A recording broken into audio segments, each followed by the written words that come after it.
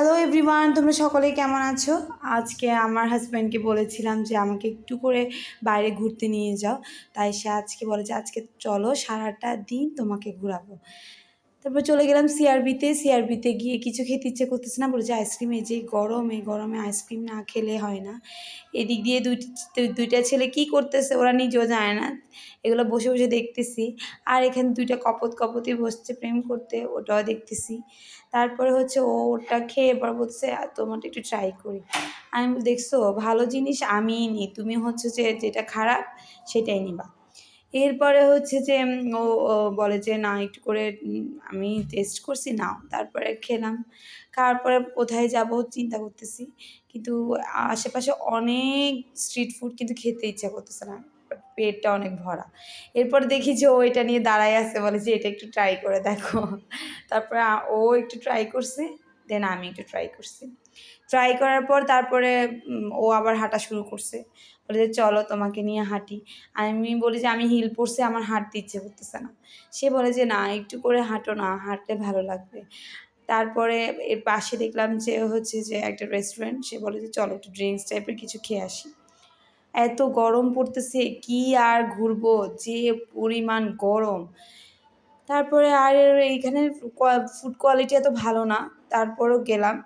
যেহেতু বেশি গরম লাগতেছে, তাই আমি বলছি একটু ড্রিঙ্কস টাইপের কিছু খাই। বাট ওদের এখানে একদম কোনো ড্রিঙ্কস কিছুই নাই, ওদেরকে যেটাই অর্ডার দিচ্ছি সেটাই নাকি ওদের কাছে ছিল না। এরপর ওদের এখানে একটা স্পেশাল ফালুদা নাকি আছে, তাই আমি বলি যে ঠিক আছে তাহলে একটা ডেজার্টই অর্ডার করি। একটা একটা ফালুদা, তারপর হচ্ছে একটা লাচ্ছি। ওর জন্য একটা ও লাচ্ছি অর্ডার করছে, আমার জন্য একটা ফালুদা অর্ডার করছিলাম।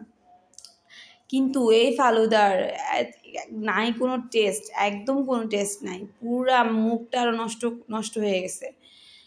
এরপরে হচ্ছে যে একটু ট্রাই করে দেখি, বলি যে দেখি কেমন লাগে, একদম টেস্টে নাই। তারপর টাকার জিনিস, সেটা তো আর নষ্ট করা যায় না। তো একটু একটু করে খেলাম। আর কেমন বললাম যে দূরও কী খাইলাম, এটা কোনো ভালোই লাগে না। তার থেকে আমি মানে একটা পানি অর্ডার করতাম, তাও অনেক ভালো ছিল। তো এরপরে হচ্ছে যে ও খাচ্ছে, ও বলে যে তো আমার লাচ্ছিটা একটু ট্রাই করো। এ বাবা, লাচ্ছিটা মুখে দেওয়ার পরে আমার যে অবস্থা হয়েছে, আমি বলি যে এটা কি, এটা কোনো লাচ্ছি হইলো? মনে হয় যেন দই কতগুলো রে জাস্ট ব্লেন্ড করে দিয়ে দিছে, এই আর কি। তারপরে হচ্ছে যে একটু আমি বলি যে তোমারটা তুমি খাও, আমিও আমার ফালুদা খাই। তারপরে একটু করে জাস্ট এগুলো খেয়ে আর সবগুলো ফেলে চলে আসছি, ভালো লাগতেছিল না। এরপরে আবার বলে যে চলো তোমাকে নিয়ে আবার হাঁটি। আমি বলি ভাই আর হাঁটতে পারতেছি না, সে এমন ঘোরাচ্ছে, সে আমাকে খালি হাঁটাচ্ছে, আর ওই দিক দিয়ে এত অন্ধকার। তারপরে চলে আসলাম কাজী তেওড়িতে কতক্ষণ হাঁটলাম, ঘোরার পরে তারপরে অনেক কষ্টে, তাও সিআরবি থেকে আমাকে রেডিসন পর্যন্ত পুরো হাঁটায় আনছে। এরপর একটা রিক্সাওয়ালা আমাকে বলছে ও মা, উনি দেখি ঘাড়ও নাড়ায় না, উনি এভাবেই ঝুঁকে আছে, উনি কিছুই বলতেছে না। তারপর অনেক কষ্ট করে একটা রিক্সা পেলাম, রিক্সা পাই না, অনেক কষ্টে একটা রিক্সা পেলাম। তারপরে দুজনে মিলে রিক্সায় উঠলাম। এখন দেখি যে আমার বরে রিক্সায় উঠে উনার তো সেই একটা মানে, উনি যখন দেখতেছে আমি ভিডিও করতেছি, উনি তখন একদম আমার কাঁধের মধ্যে একটা হাত দিয়ে দিচ্ছে, বলে কি এবার ভিডিও করা। আমি ও আচ্ছা।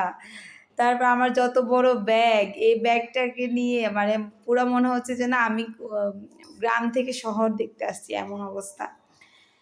তারপরে চলে গেলাম, আমার পায়ের অবস্থা খুবই খারাপ। সে বলতেছে যেহেতু হিল পরে আসছে তোমাকে একজোড়া জুতা কিনে দিই।